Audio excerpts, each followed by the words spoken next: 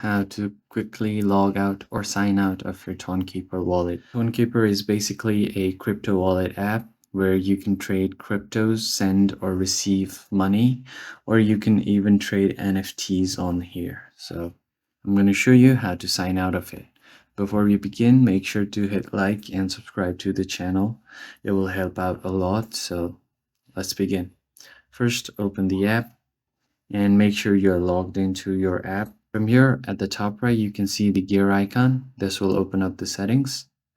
And once you are on your settings, what you're gonna do is you are gonna scroll down all the way down, and here you will see an option to sign out of your wallet.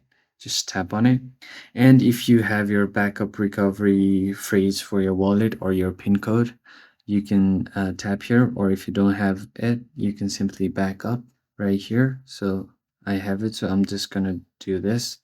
This is because if you want to log back in using your code, you can do it. So yeah, once you tap on logout, it will log out of your wallet. And if you want to log back in, you can import your existing wallet. And yeah, that's how you sign out of your TonKeeper wallet app. I hope this was helpful, and I'll see you on the next one.